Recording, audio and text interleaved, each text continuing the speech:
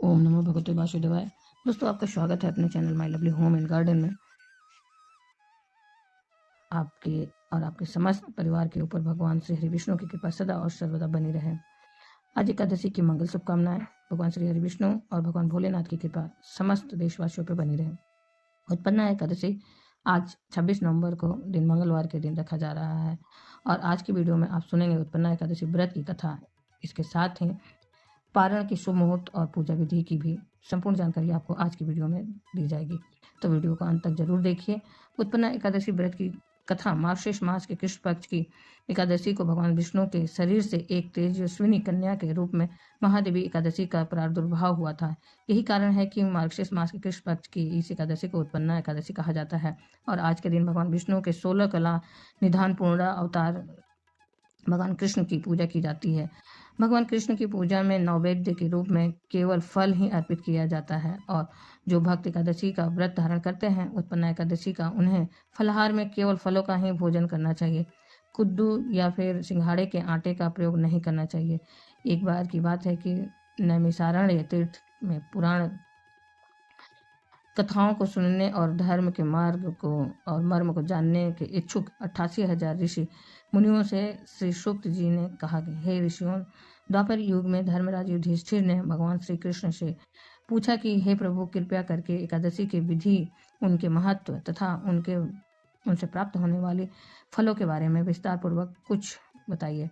हे देवकी नंदन, एकादशी के व्रत में किस देवता का पूजन करना चाहिए तथा कौन कौन से कार्य करने चाहिए और कौन कौन से कार्य नहीं करने चाहिए, इसके बारे में पूछे जाने पर मुझे स्पष्ट रूप से बताइए और कृपा करिए।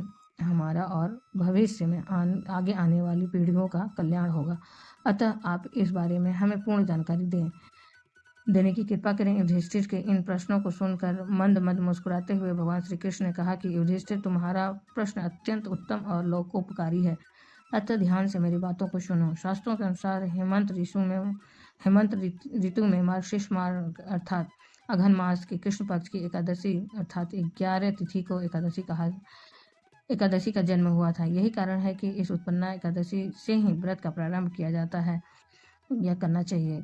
यह महान कल्याणकारी देवी एकादशी के जन्म की कथा सुनाने से पहले मैं तुम्हें इस व्रत का विधान बतलाता हूँ, उसे ध्यानपूर्वक सुनो और फिर प्रत्येक एकादशी के व्रत में इस विधान का पालन करो। भगवान श्री कृष्ण आगे बोले, हे कुंती पुत्र, एकादशी के व्रत में अन्न खाने का पूरी तरह से निषेध है, अतः दशमी को सायं भोजन करने के बाद मुख और दांतों आदि से भली प्रकार से साफ कर लें, जिससे कि दांतों में किसी प्रकार का अन्न फंसा न रहे। रात्रि में कुछ भी खाना पीना नहीं चाहिए और अधिक बोलना तथा स्त्री प्रसंग भी वर्जित है। एकादशी को प्रातः काल 4 बजे से उठकर सर्वप्रथम व्रत का संकल्प करें। संकल्प वाक्य इस प्रकार है, अमुक ससंवत पहले संवर का नाम ले, मार्गशीर्ष मास कृष्ण पक्ष पुण्यदायिनी एकादशी तिथि, अमुक वासरे जो वार का नाम हो, अमुक गोत्र उत्पन्नम अपने गोत्र का नाम लीजिए, अमुक नाम हम अपने नाम का उच्चारण करने के पश्चात ब्राह्मण को शर्माहम, क्षत्रिय को बर्माहम, वैश्य को गुप्तो हम और शूद्र को दासो अहम कहना चाहिए। संकल्प जन्मांतर अर्जित पापानी तेसाम समनार्धम एकादशी व्रत तह करिष्य अर्थात जन्म जन्मांतर के अर्जित किए हुए पापों से मुक्ति के लिए एकादशी व्रत का पालन मैं कर रहा हूँ या फिर कर रही हूँ। इस प्रकार से व्रत का संकल्प लेना चाहिए। इसके बाद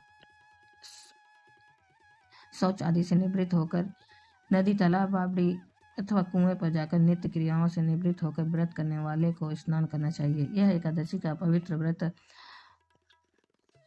चौपाखंडी पर नारीगामी, निंदक, मिथ्याभाषी और किसी भी पाप करने वाले पुरुष व स्त्री को नहीं करना चाहिए और ना ही एकादशी व्रत करने वालों को ऊपर बताए दुर्गुणों वाले व्यक्तियों से बात ही करनी चाहिए। यदि भूल से भी ऐसे लोगों से वार्तालाप हो जाए तो भी प्रायश्चित के रूप में भगवान सूर्य देव का दर्शन करने के समस्त पाप दूर हो जाना है। स्नान उपरांत धूप दीप नैवेद्य आदि 16 वस्तुओं से श्री विष्णु भगवान का पूजन करें और रात्रि को दीपदान करें। यह श्रेष्ठ कर्म शास्त्रों में वर्णित है। सच्चे हृदय से भक्ति तथा श्रद्धा से युक्त होकर करना चाहिए। रात्रि में सोना तथा स्त्री प्रसंग करना वर्जित है। एकादशी की समस्त रात्रि भजन कीर्तन करना चाहिए और मनन करना चाहिए, सत्संग करना चाहिए। पहले कभी जाने या अनजाने में जो भी पाप हुए हैं उसके लिए प्रभु से क्षमा प्रार्थना करनी चाहिए। गुणी और धर्मात्मा स्त्री पुरुषों को चाहिए कि कृष्ण पक्ष तथा शुक्ल पक्ष दोनों ही पक्षों की एकादशी को समान समझें। इस तिथि में एकादशी का व्रत करने वाले भाग्यशाली पुरुष व स्त्री मनचाहा फल प्राप्त करते हैं। शंख व तीर्थ में स्नान करने के पश्चात श्री भगवान विष्णु के दर्शन करने से जो फल प्राप्त होता है वह एकादशी व्रत के 16वें भाग के समान भी नहीं होता है, ऐसा शास्त्रों का मत है।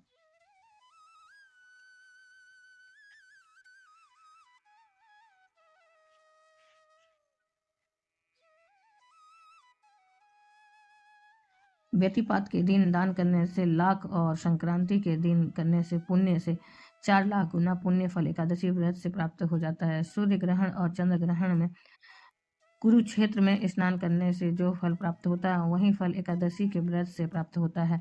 अश्वमेध यज्ञ करने 1000 तपस्वी को 60 वर्ष तक भोजन कराने तथा पंडितों और ब्राह्मणों को भोजन कराने से भी 1000 गुना पुण्य फल अधिक प्राप्त होता है। कन्यादान करने और भूमि दान करने से और उससे भी 100 गुना पुण्य विद्यादान करने से प्राप्त होता है और विद्यादान से भी 100 गुना पुण्य फल भूखों और को भोजन कराने से प्राप्त हो जाता है।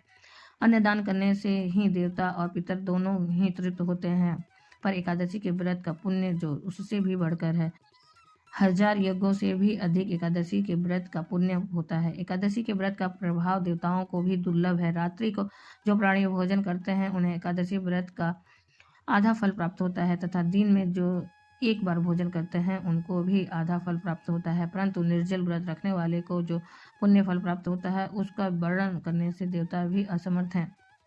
भगवान श्री कृष्ण के मुख से ये सब बातें सुनकर धर्मराज युधिष्ठिर हाथ जोड़कर बोले, भगवान आप जो हजारों यज्ञ तथा लाख गौदान से भी एकादशी व्रत का महात्म्य बता रहे हैं, सो प्रभु अब यह भी बताने की कृपा कीजिए कि यह तिथि सब तिथियों में उत्तम क्यों मानी जाती है। इसको जानने की मेरी बहुत बड़ी अभिलाषा है। युधिष्ठिर को बातें सुनकर भगवान श्री कृष्ण बोले, हे युधिष्ठिर, सत्य युग में मूर नामक एक भयंकर दैत्य था।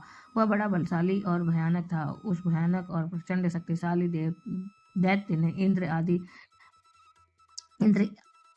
इंद्र आदित्य वसु वायु अग्नि आदि समस्त देवताओं को पराजित करके स्वर्ग से भगा दिया था तथा तब इंद्र सहित सब देव ने भयभीत होकर भगवान उमापति भोलेनाथ को अपने दुखों का कारण और उस भयानक दैत्य का वृतांत कह सुनाया। फिर देवता हाथ जोड़कर बोले, हे कैलाशवासी, हे अविनाशी, मूर दैत्य के भय से भयभीत होकर समस्त देवी देवता बेचैन हुए मृतक लोक में मारे मारे फिर रहे हैं। समस्त शूर समाज को बेचैन देखकर और उनके अनंत विनय सुनकर भगवान भोले भंडारी बोले, हे देवताओं, तीनों लोकों के स्वामी और भक्तों के समस्त दुखों का विनाश करने वाले भगवान विष्णु की शरण में जाओ, वे ही तुम्हारे इस महान कष्ट का निवारण करेंगे।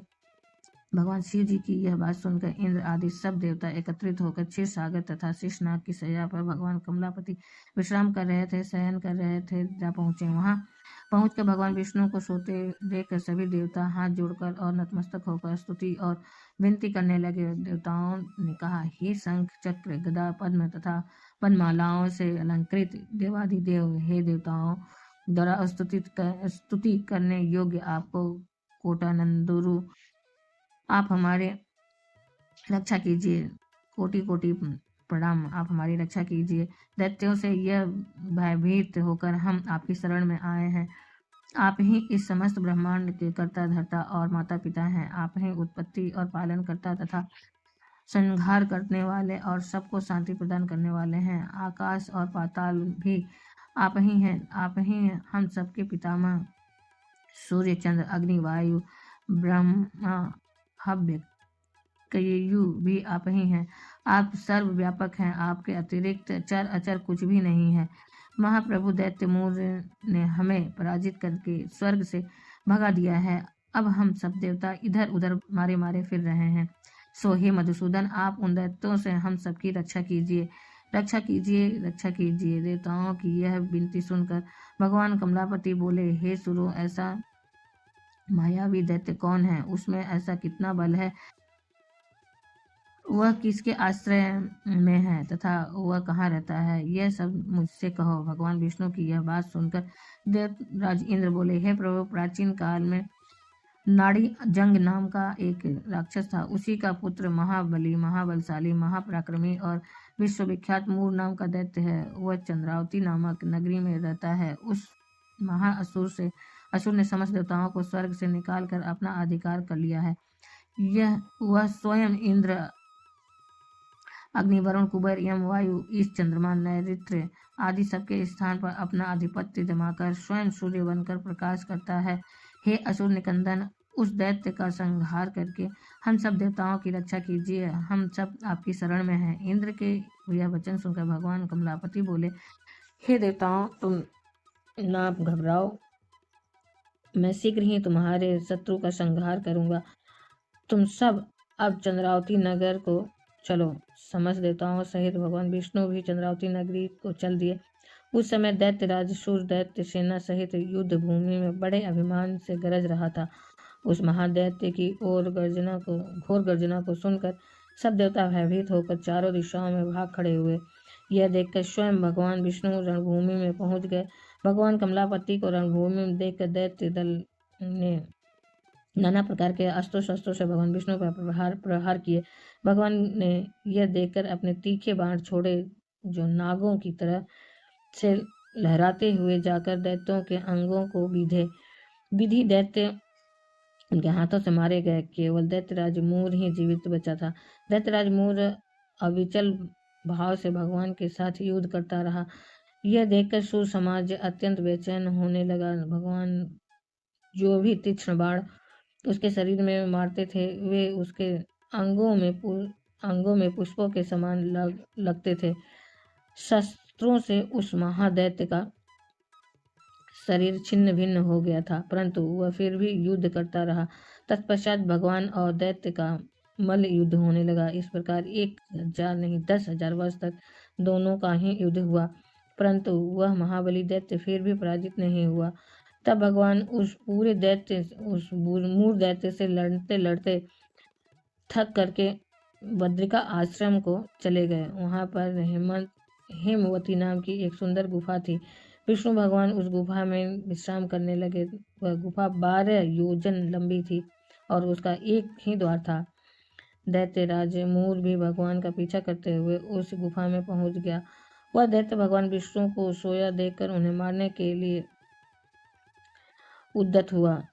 वह अभी मारने का प्रयत्न कर रहा था कि उसी क्षण भगवान विष्णु के शरीर से एक अति तेजस्वी तथा अत्यंत प्रभावशाली कन्या अस्त्र शस्त्र धारण किए हुए उत्पन्न हुई।